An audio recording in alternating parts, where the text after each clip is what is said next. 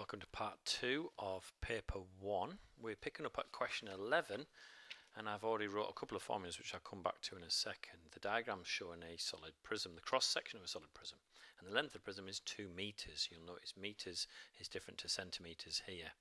The prism is made from metal and the density is given as 8 grams per centimeters cubed. Density equals mass over volume. We're trying to find the mass, so we're going to need to find the volume. And volume for a prism is cross-section area times length.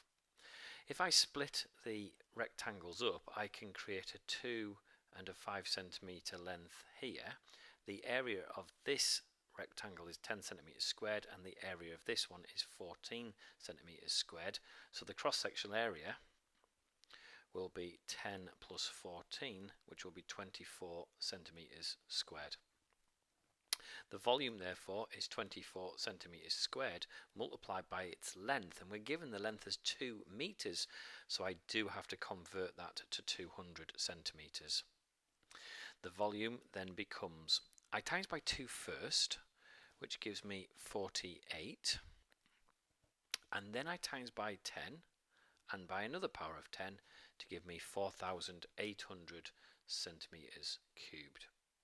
There'll be one mark for the site of the cross-sectional area and one mark for the site of timesing by 200 to generate obviously the 4,800 here. We can now move into the density formula. We know that the density is 8, we know that the mass is the variable we're looking for, and the volume is 4,800.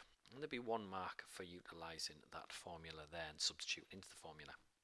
A divide by 4,800 becomes a times by 4,800, and that's going to generate the mass we're looking for. If I use some partitioning, I can do 8 4,000s and 8 800s. Again, 8 times 4 is 32, then multiply by that power of 10, that power of 10, and that power of 10. 8 8s are 64, multiply by that power of 10 and that power of 10. Add them together and you get 38400, and that of course is in grams, and that is your mass. I wouldn't convert it to kilograms, we're not asked to do that, so I would leave it as 38,400 grams. Question 12, we have to draw a frequency polygon for the information given above. This will require the midpoint of each group of data. Adding these two numbers together gives you 4, dividing it by 2 gives you 2. Adding these two together gives you 12, dividing by 2 gives you 6. Adding these two together gives you 20, divided by 2 gives you 10. Adding together gives you 28, and dividing by 2 gives you 14. And the midpoint here, I think we can all see, is 18. We now need to plot these frequencies at these midpoints, and when you look down at the graph you'll see that 2 isn't marked.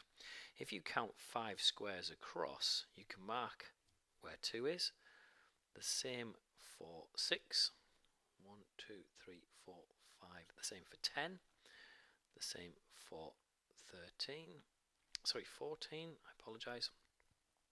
1, 2, 3, 4, 1, 2, 3, 4, 5, the same for 18, because these are the midpoints we're going to need. Likewise up the side here, if you mark every 2 squares, you can work out how this is working, and it is actually going up 1, 2, 3, 4, 5, so it is every 2 squares. I know this takes 30 seconds or so to do, but it can be invaluable when you come to plot values in the exam. My highest value is above 20, so I am going to mark out 2 squares, all the way up past 25. And there we go. So my first one, a frequency of 10, I can see 10, I can see where 2 is, and I mark it with an X. My next frequency is 17, well there's 15, 16, 17. I find 6 and I mark it with an X. My next frequency is 28, and that's for 10. Well, there's 25, 26, 27, 28. My next frequency is 25, and that's for 14. It's probably the easiest one to plot. And my next frequency is 20, to be plotted at a midpoint of 18. So there's 18, follow the line up. and again 20 is quite straightforward to plot. I then take a ruler. You'll get 1 mark for plotting those points in the correct position, and then 1 mark for connecting the points together, but you only connect between the points you plotted. You do not connect back on yourself here. We do not connect there, neither do we connect down to here or to here. They are all mistakes for that question. Question 12 completed. Question 13, expand the bracket. I always like to see an arrow and an arrow. X times x is x squared, and x times 2 is 2x, and that is a positive and a positive staying a positive. 2 marks. You're likely to only get 1 mark in the 1 to 9 GCSE, so I'm going to change that to 1 mark, and 1 mark for the complete value there. Expanding the bracket, I use a method with eyebrow, eyebrow, nose and mouth.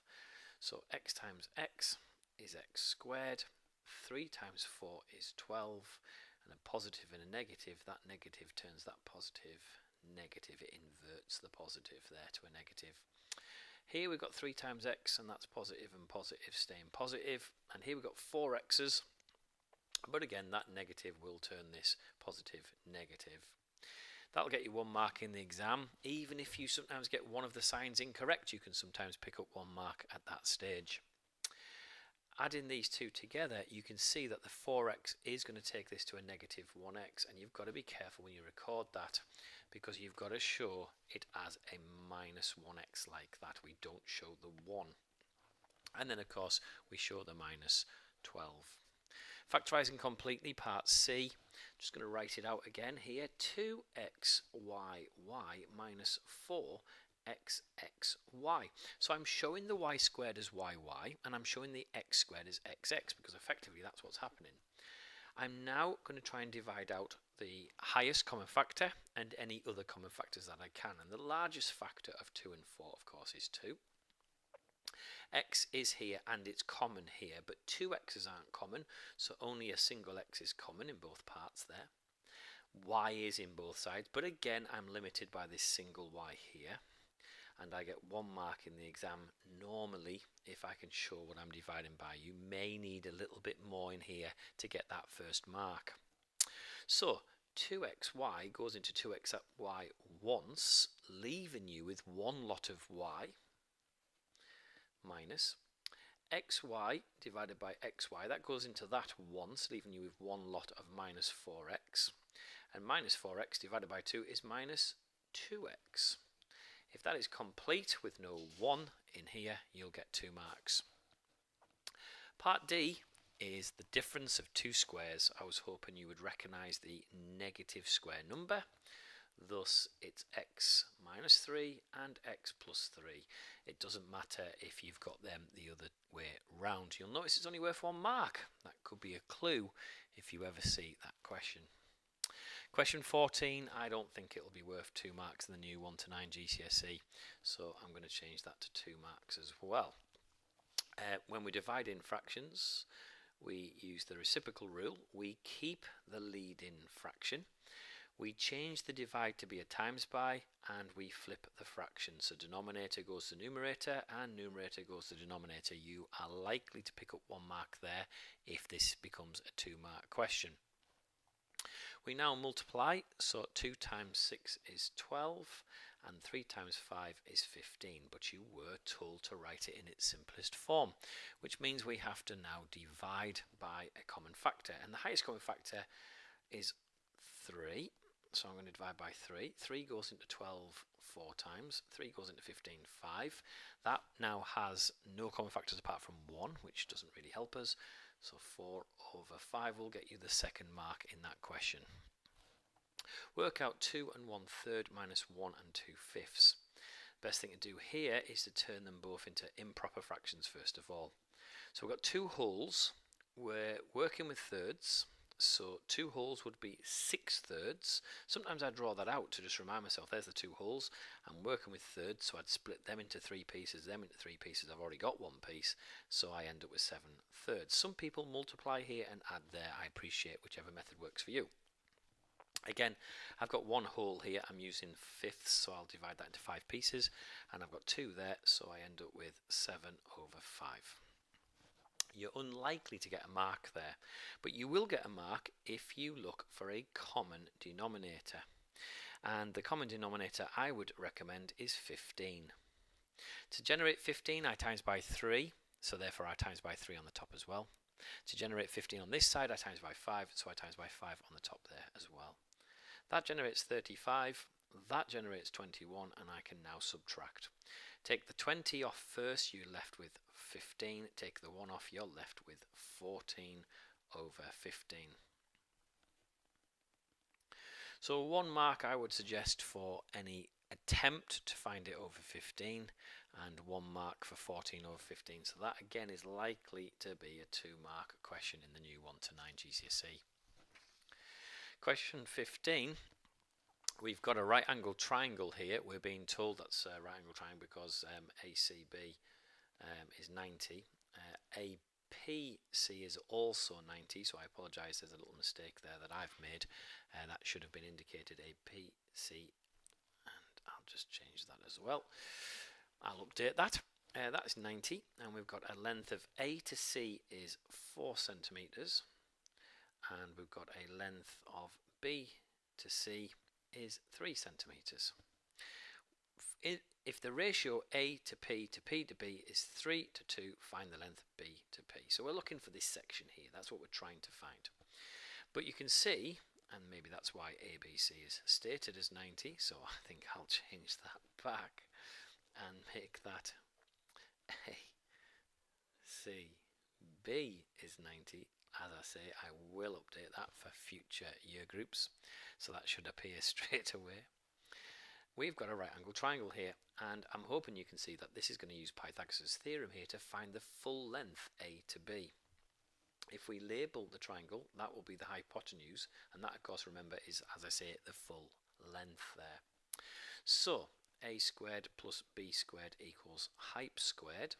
If I label the other two sides A and B, that generates the following. 3 squared plus 4 squared equals height squared. 3 squared generates 9, 4 squared generates 16, and that is equal to height squared. That adds to be 25, and a square becomes square root, giving you a height of 5 centimetres. So this entire length here is 5 centimetres, and that would be the first mark in that question. We're now being told that there's a ratio, so this is worth 3 parts and this is worth 2 parts. So A to P is worth 3 parts and P to B is worth 2 parts. We know the full length is 5 centimetres, and 5 parts divided by 5 centimetres puts 1 centimetre into each part, thus P to B is worth 2 centimetres. The distance you were looking for was 2 centimetres. 1 mark for the site of the ratio being generated, and of course the final mark for finding that the length we were looking for is 2 centimetres. Solving the simultaneous equation, if we multiply the top equation by 3, we generate the following. 12x plus 3y equals 30. If we keep the second equation as it was, we get 2x minus 3y equals 19. These now have the same value here. I know one is positive, one is negative, but the 3 here and the 3 here. Thus, if I add these two equations together, I generate 14x.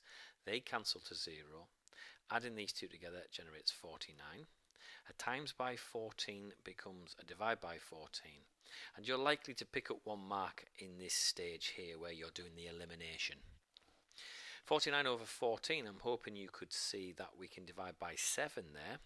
7 goes into 49 7 times, 7 goes into 14 twice.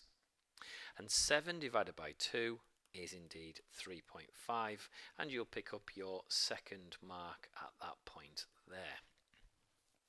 Now there used to be a mark for substituting the x into one of these equations here, and that seems to have been removed in the new 1 to 9 schemes mark schemes, sorry.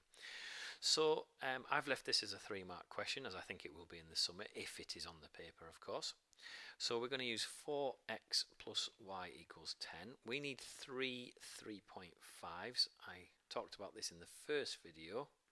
Sorry, we need 4 3.5s, of course. It's 4x. A little bit of repeated addition there, and you can see therefore that will generate 14 plus y equals 10. A positive 14 becomes a negative 14, and 10 minus 14 generates a minus 4. You get the 3rd mark if you can find that the y value is minus 4. And our final question, and this very much is a grade 5 question, it's question 17. Line L is drawn on a grid. Work out the gradient of line Y. Now, to find the gradient of a line, and this will help you in science as well, of course, it's the difference or the change in y over the difference or the change in x. So I need to create a right angle triangle for this line. And if you see here, there's a point at which the line goes through the coordinate 2, sorry, it goes through the coordinate 8 minus 2. So that is a quite useful point to use for the changes. So the change in x, which is going on the bottom of this fraction in the denominator position, of course, is from 0 here, because that's obviously an x value of 0, to the positive 8 there. So that becomes 8. Y is changing from 2 to minus 2. So that, of course, is a minus 4 change. And you'll get 1 mark if you show this part here being written. So you're actually starting to use the formula for the gradient of a line.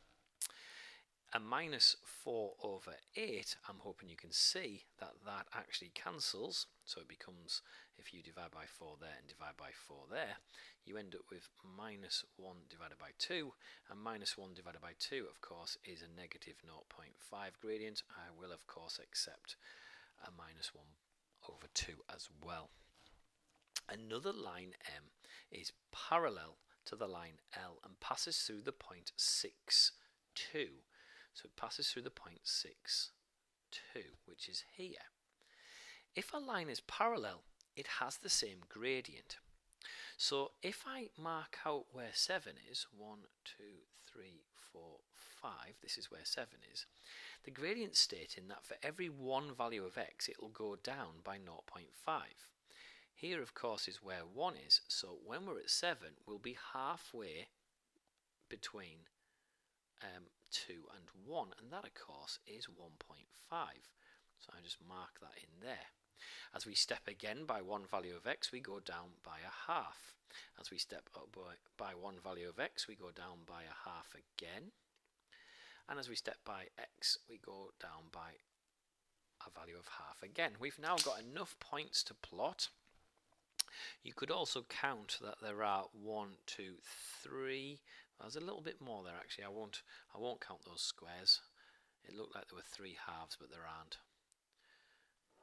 Mark it carefully, going through those points.